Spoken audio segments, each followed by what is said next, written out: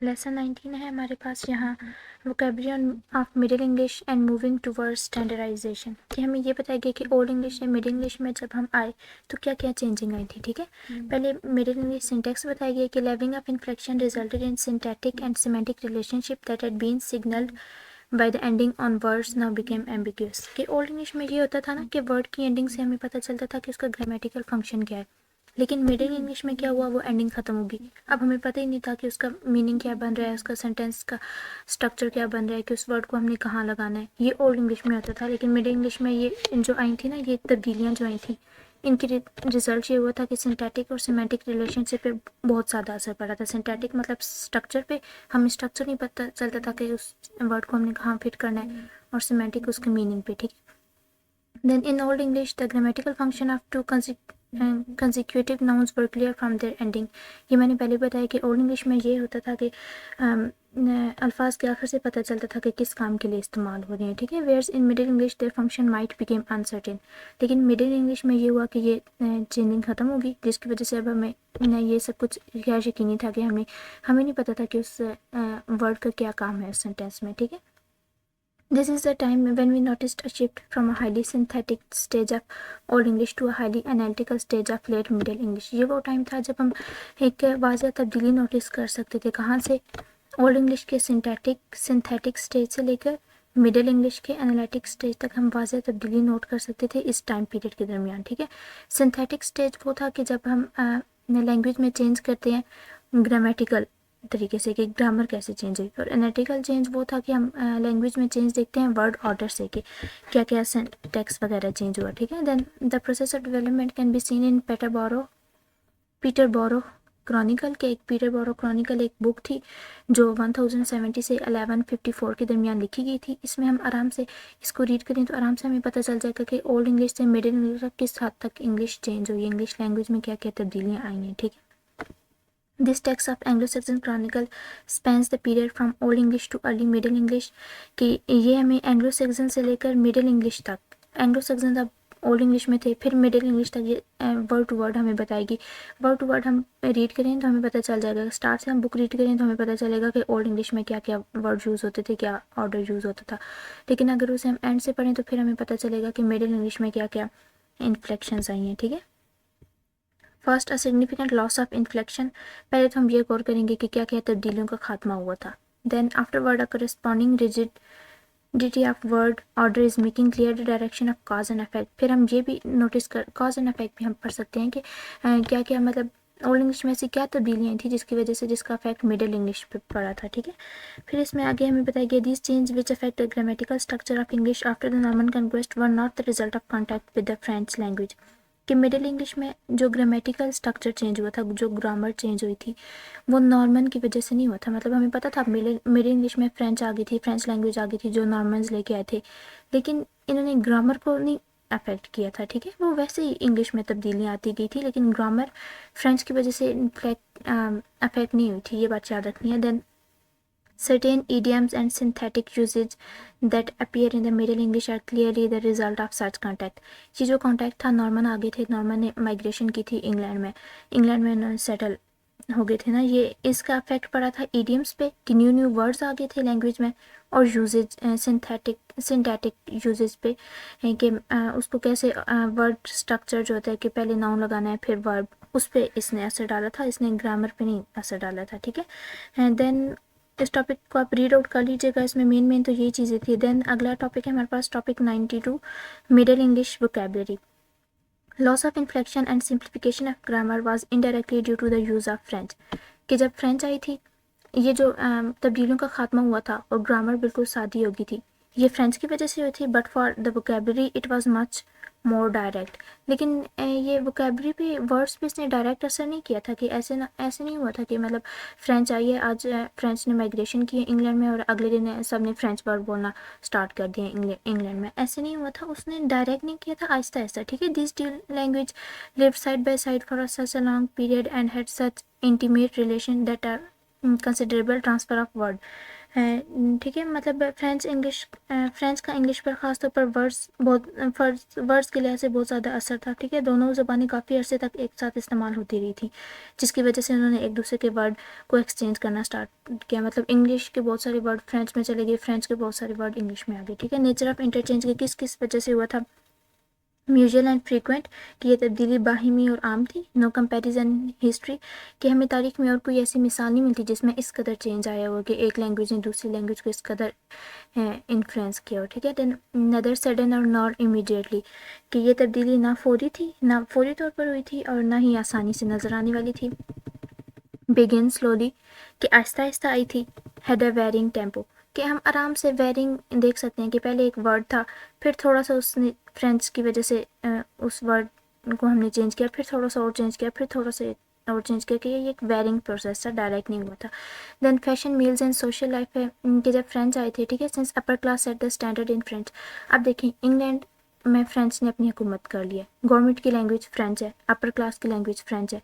उन्होंने ये अब सारी सोशल लाइफ करनी है, फैशन वगैरह अपर क्लास से देख के हम लोग करते हैं, तो वो जो वर्ड यूज़ करेंगे वही लोअर क्लास यूज़ करेंगे ना फैशन में। फैशन इंडस्ट्री में उन्होंने बहुत सारे वर्ड फ्रेंच के यूज़ होते हैं, जैसे फैशन, ड्रेस, अपैरल, गाउन, रोब, गारमेंट, ये सारे वर्ड्स पढ़ लीजिएगा। ये फैशन इंडस्ट्री में जो वर्ड यूज़ होते हैं ये फ्रेंच वर्ड्स हैं।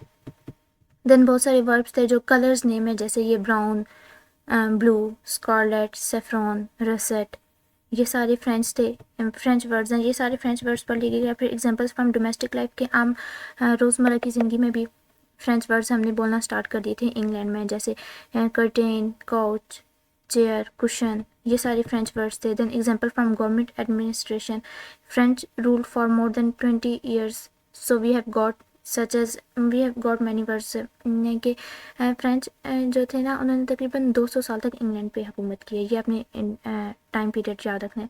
और जिसकी वजह से अब गवर्नमेंट की लैंग्वेज फ्रेंच थी, तो वो वर्ड्स भी अपने वर्ड्स यूज़ करते होंगे फ्रेंच लैंग्वेज के, जैसे ये गवर्नमेंट है, गवर्न है, एडमिनिस्ट्रेटर है, ये सारे वर्ड फ्रेंच वर्ड्स हैं। ठीक है, देन एग्जांपल्स फ्रॉम लॉ में भी इधर वो वर्ड्स गिवन है कि जो हमें लॉ में मिले थे, फ्रेंच वर्ड्स हम यूज़ करते हैं। देन आर्मी, नेवी, इसमें जो वर्ड्स, जैसे ये वर्ड है एनिमी, ठीक है, लेफ्टिनेंट, सर्जेंट, ये सारे इंग्लिश लैंग्वेज के वर्ड नहीं है, ये फ्रेंच लैंग्वेज के वर्ड हैं जो इंग्लिश में अडॉप्ट किए गए, बोरो किए गए हैं। ठीक है, example from art and medicine, ये भी देख सकते हैं इनमें जो वर्ड यूज़ हुए। देन लिटरेचर, ये इंपॉर्टेंट है, लिटरेचर वाले वर्ड्स देख लीजिएगा कि कौन कौन से वर्ड लिटरेचर में यूज़ होते हैं, जैसे प्रोज, पोइट, इतना सिंपल वर्ड है पोइट, हमने तो समझा था इंग्लिश का वर्ड है लेकिन ये फ्रेंच का वर्ड है। स्टोरी, क्रॉनिकल, ये सारे फ्रेंच वर्ड्स है। देन एग्जांपल्स फ्रॉम साइंस में भी बहुत सारी हम एग्जांपल्स देख सकते हैं। देन टॉपिक 093 है हमारे पास, borrowing in Middle English, a large proportion of vowel words borrowed from French word thoroughly popular in character के जो बहुत सारी ज़्यादा वैरायटी में बहुत मतलब बहुत बड़ी तादाद में हमने फ्रेंच से वर्ड लिए थे ना, और वो बहुत मशहूर वर्ड थे। वो वर्ड थे जो फ्रेंच से रोज़मर्रा की ज़िंदगी में यूज़ करते थे। ठीक है, French words were use by 100 in popular speech है कि इंग्लैंड में रहने वाले सैकड़ों अफराद ये फ्रेंच वर्ड बोलते थे। ठीक है, देन लिटरेचर के बारे में आगे बताएगी कि in the 15th century it became the principal source for this transfer. In fact, Middle English literature was based directly on French originals, so it had French words. कि अब देखें, रोज़मर्रा की ज़िंदगी में हम लोग फ्रेंच वर्ड यूज़ करते हैं। ठीक है, हम लोग जो लिटरेचर लिखेंगे, जो अदब लिखेंगे, कहानियाँ लिखेंगे, उसमें हम वही वर्ड यूज़ करते हैं ना जो हमें ईजी लगे, जो हमारे ख्यालात होते हैं उसको पेश करने के लिए ना, तो हम वो इसी वजह से लिटरेचर में उस वक्त ज़्यादा वर्ड जो आम बोलचाल में यूज़ होते थे फ्रेंच के वर्ड थे, तो लिटरेचर में भी फ्रेंच वर्ड ही यूज़ हुए थे। ठीक है, 15th सेंचुरी में। और ये बात याद रखिएगा कि जो मिडिल इंग्लिश का लिटरेचर था ना, वो डायरेक्टली फ्रेंच वर्ड पे बेस्ड था। ठीक है, उसमें फ्रेंच वर्ड ज़्यादा थे। देन लैटिन बोरिंग, इसमें ये बताया गया, कंपेयर किया गया कि फ्रेंच में जो बोरिंग हुई थी उसको कंपेयर किया गया लैटिन बोरिंग के साथ, जो लैटिन लैंग्वेज से हमने बोरो किए थे।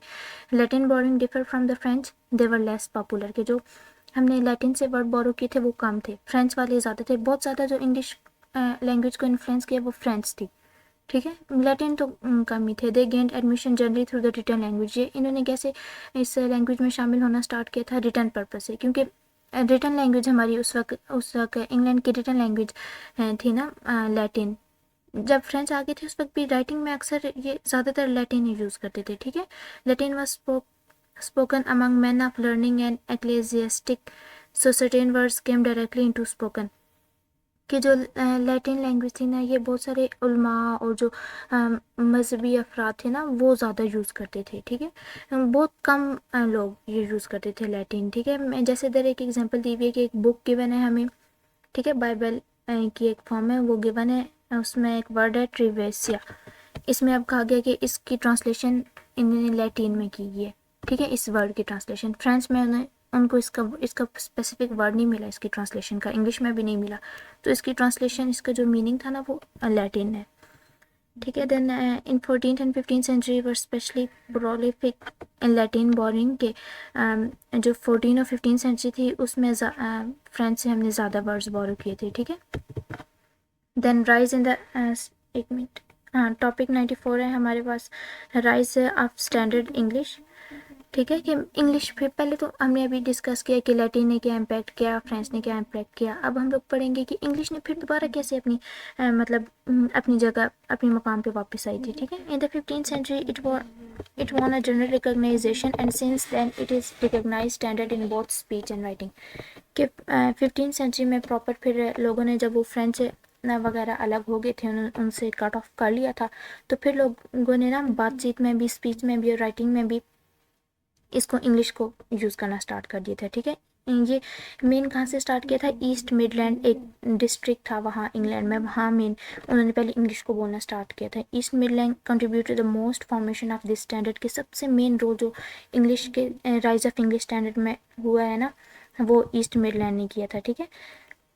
एक मिनट, हाँ ये। देन फर्स्टली इसके कुछ रीजंस भी थे, ठीक है। Firstly this region occupied a middle position between the extreme divergence of north and south, कि ये जो रीजन था ना ईस्ट मिडलैंड का, ये नॉर्थ और साउथ के दरमियान था। एक साइड पे फ्रेंच थे, एक साइड पे प्रॉपर कोई और साइड शायद जर्मैनिक ट्राइब्स थे, और दरमियान में इंग्लिश वाले थे, ठीक है। तो उनके दरमियान का ये एरिया था। It was less conservative than southern and it was also less radical than northern। इसमें मतलब इसमें अब ज़्यादा ना फ्रेंच के लोग थे, ना ज़्यादा जर्मैनिक टाइप, इसमें ज़्यादा इंग्लिश के लोग थे, क्योंकि उसके दरमियान जो था ना, ठीक है। East Midland district was the largest and most populous, के ये बहुत ज़्यादा बड़ा डिस्ट्रिक्ट था और बहुत मशहूर भी था। The land was variable then the hilly country to the north and west, के नॉर्थ और वेस्ट में वैसे वो पहाड़ी इलाके थे, वो बहुत ज़्यादा मशहूर थे इंग्लैंड में, लेकिन ये हिल इसमें मतलब ये हिली इलाका तो नहीं था, लेकिन फिर भी पहाड़ी इलाका नहीं था, लेकिन फिर भी इसको ये लार्जेस्ट था ना, तो जिसकी वजह से इसको बहुत ज़्यादा पॉपुलैरिटी हासिल थी। और एक और जो था हमारे पास फैक्टर, वो ये था कि इसमें जो थी ना 2 मेन यूनिवर्सिटीज़, वो इसमें थी, ऑक्सफोर्ड और कैम्ब्रिज यूनिवर्सिटी जो है, ये उधर ईस्ट मिडलैंड में थी, ठीक है। जिसकी वजह से ज़्यादा लर्निंग उधर, ये ज़्यादा अब जब लोगों ने हायर एजुकेशन के लिए जाना होता था, वो ऑक्सफोर्ड और कैम्ब्रिज इतनी मशहूर यूनिवर्सिटीज़ है, वहाँ से ग्रेजुएशन करते थे, जिसकी वजह से वहाँ इंग्लिश पढ़ाते थे, तो फिर पूरे इंग्लैंड में इंग्लिश को बहुत ज़्यादा इन्फ्लुएंस मिला, ठीक है। 2 universities development important intellectual centres, ये भी वही हैं कि इन 2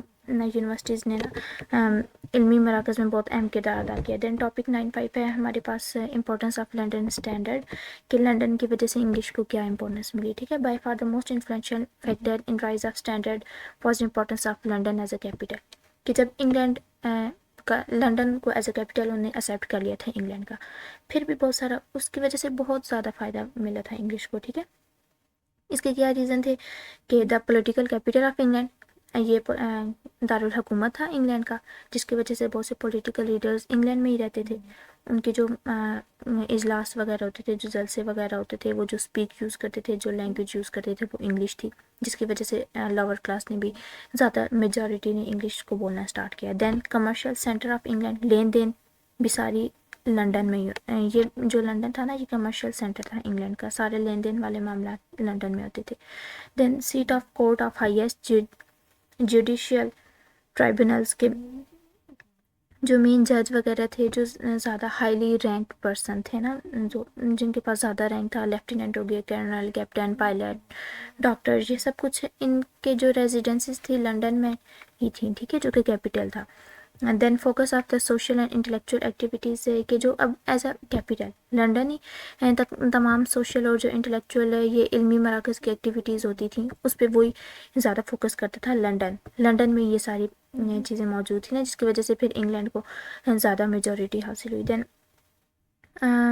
London economy was specially important as an engine of communication and exchange, कि अब लंदन में जो दूसरे मुल्क से तजारत करने आते थे वो लंदन में मेन होती थी communication and exchange, which enables ideas and information to be distributed, business to be done, it is a constant migration and so the other language. अच्छा ये था कि अगर अब बहुत सारे लोग लंदन में आते थे माइग्रेशन के लिए, कम्युनिकेशन के लिए, अपने प्रोडक्ट एक्सचेंज करने के लिए, इधर से वो इंग्लिश को सीखते थे लंदन में, लेकिन जैसे जैसे वो लंदन में आते थे, ठीक है, लंदन में उन्होंने इंग्लिश को सीखे, उन्होंने ये नहीं कि जस्ट लंदन ने इंग्लिश को प्रमोट किया, आगे लंदन ने दूसरे लैंग्वेज से भी वर्ड लिए हैं, ठीक है, ये मतलब रेसिप्रोकल था।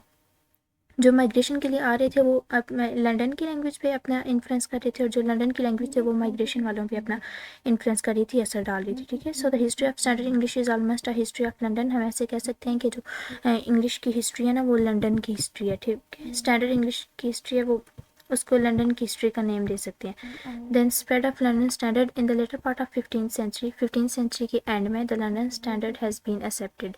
लंदन स्टैंडर्ड मीन्स लंदन में जो लैंग्वेज थी इंग्लिश थी उसको world wide country wide accept कर लिया था, ठीक है, at least in writing, at least writing में तो सारी जगह पे ये हो गई थी। देन 1476 ये वो ईयर था कि विलियम कैक्सटन ये फर्स्ट टाइम प्रिंटिंग लाई थी इंग्लैंड में, ठीक है। इसकी वजह से क्या होता है, London was centre of book publishing, कि लंदन में सबसे ज़्यादा बुक्स पब्लिश होती थी। अब ज़्यादा लोग स्टडी करते थे, बुक्स रीड करते थे, इंग्लिश में बुक्स होती थी, तो उन्होंने इंग्लिश को अडॉप्ट करना स्टार्ट किया इन द 16th, फिर 16th सेंचुरी वो पीरियड था। The use of London English had become a matter of principles as well as practice, के जो इंग्लिश थी ना वो सिर्फ एक matter of principle, just written type तक नहीं महदूद हो गई थी, एज वेल एज प्रैक्टिस, बल्कि लोग उसको प्रैक्टिस के तौर पे भी इस्तेमाल करते थे, ऑरली भी यूज़ करते थे, जस्ट रिटन टाइप की नहीं यूज़ करते थे, ऑरली भी यूज़ करते थे।